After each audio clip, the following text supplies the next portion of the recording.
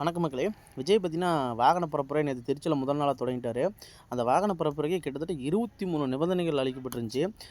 விஜய் பார்த்தீங்கன்னா தாவேகா தலைவர் விஜய் பார்த்தீங்கன்னா ரோட் ஷோ நடத்தக்கூடாது, ரோட் ஷோ வரவேற்பு எந்த பகுதியிலும் நடத்தக்கூடாதுன்னு சொல்லி ஆரம்பித்து கிட்டத்தட்ட ஒரு 23 நிபந்தனைகள் மேலே போகிறோம் பாருங்க.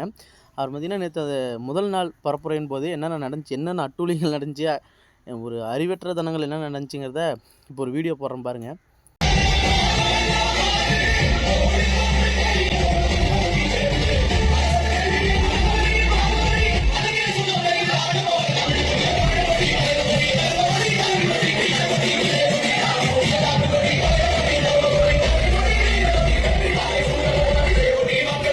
வீடியோவை பார்த்தீங்களா மக்களே?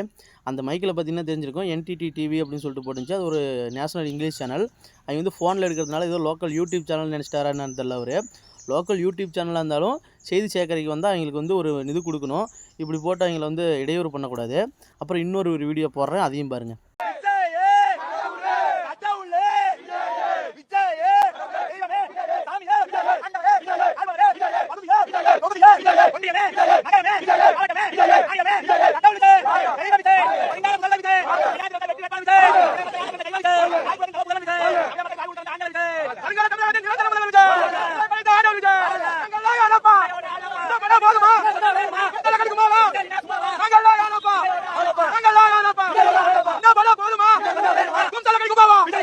செய்தியாளர் பார்த்தீங்கன்னா சுற்றி நிற்கிறாரு, நடுவில் நிற்கிறாரு.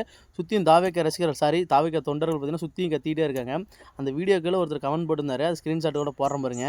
அதில் என்ன போட்டிருக்காருன்னா, இந்த வருஷத்திற்கான அமைதிக்கான நோபல் பரிசு தரணும்னா இந்த செய்தியாளருக்கு தான் தரணும் அப்படின்னு சொல்லிட்டு போட்டிருக்காரு. முதல்ல ஒரு கேமரா முன்னாடியோ ஒரு மைக்கு முன்னாடியோ வந்து இப்படி பண்ணக்கூடாது, அது ஒரு தவறான செயல்.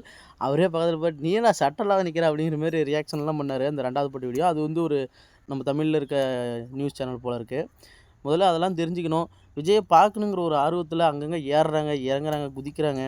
அவர் நிறைய பேர் பார்த்தீங்கன்னா செல்ஃபோன் திருட்டு போயிடுச்சுன்னு சொல்கிறாங்க.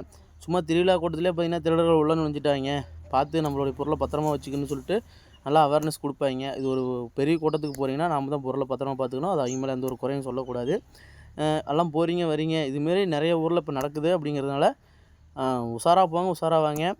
முதல்ல ஒரு தாவேகா ரசிகர்கள் மறுபடியும் தாவேகா சரின்னு சொல்லிட்டேன், தாவேகா தொண்டர்கள் ஒரு அடிப்படை அறிவை கற்றுக்காங்க. இப்படி பண்ணாதீங்க. அவருடைய பேச்சை வந்து என்ன பேசுகிறாரு அப்படின்னு சொல்லிட்டு ஒரு உற்று கவனித்து இது பண்ணுங்க அப்படின்னு சொல்லிட்டு சொல்லிக்கிறேன். உங்களுடைய கருத்து என்ன மக்களே? டிவியில் ஃபோனில் பார்த்தீங்க, உங்களுடைய கருத்து என்னங்கிறத சொல்லுங்கள் மக்களே.